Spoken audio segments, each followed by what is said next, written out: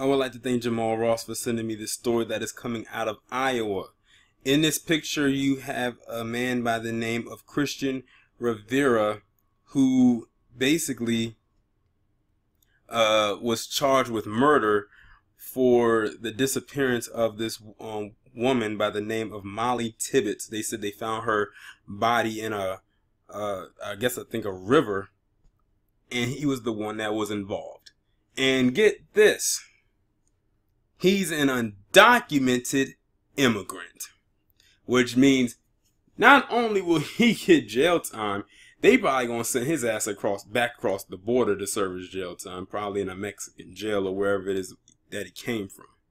But this doesn't look good for a lot of the people who are Mexican or Hispanic or anything like that, because remember what 45 said, and said that they're a bunch of rapists and things of that nature.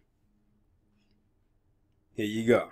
But let's go ahead and get into this story.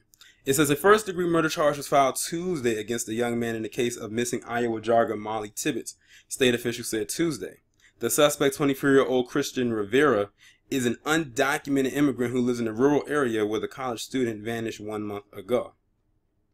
A body recovered Tuesday morning in a farm field. I'm sorry, I know I said a river, but I was jumping ahead. It says she was found in a farm field.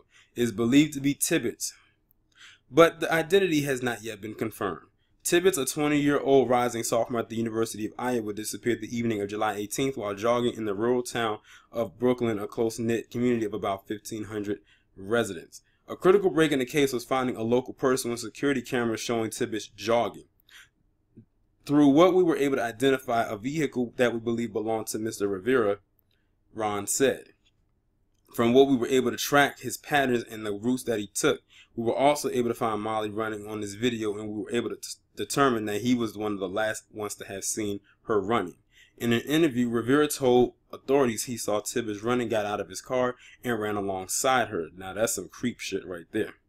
Rivera claimed Tibbetts grabbed her phone and said, "I'm going to call the police." Rivera told authorities that he panicked, got mad, and blocked his memory, and didn't remember anything after that until he reached an intersection, according to the affidavit. Are you kidding me? No, this guy didn't. He said he blocked his memory. Now that's a new one. That's a new one. So you mean to tell me you blocked your memory and somehow she mysteriously ended up dead and her body mysteriously ended up in this farm field? It says Rivera claimed he then drove to a field entrance and into a cornfield driveway before realizing he had Tibbetts in the trunk. Rivera said he went to get the 20-year-old out of the trunk and saw blood on the side of her head. Rivera then said he dragged the college student from his car to a secluded part of the cornfield and left her in corn leaves face up, the arrest affidavit stated.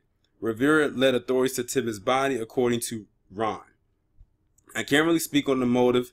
I can tell you that he followed her and he seemed to be drawn to her on that particular day. For whatever reason, he chose to abduct her. Rivera was first approached on Monday, and he was willing to talk with us. Laura Calderwood, Tibbetts' mother, told ABC News last month, "There were no words to describe how you feel when you don't know where or how your child is," calling it excruciating. One of Tibbetts' brother, Scott Tibbetts, told ABC News last month he believed his sister was fighting her best to get back home. "I think the best thing personally to hang on to hope is she's a better fighter than anyone I know. So whatever situation she's in, it's not like she's going to sit there and give up. We are all suffering over the death of Molly, knowing that it could have been our own daughter, sister, or friend," Iowa Governor Kim Reynolds said in a statement Tuesday. It says, "I spoke with Molly's family and passed on the heartfelt condolences of a grieving state. Over the past month, thousands of Iowans searched and prayed for Molly's safe return. Now we are called to come together once again to lift up a grieving family. We are angry that a broken immigration system allowed a predator like this to live in our community, and we will do all we can to bring justice to Molly's killer," Reynolds said.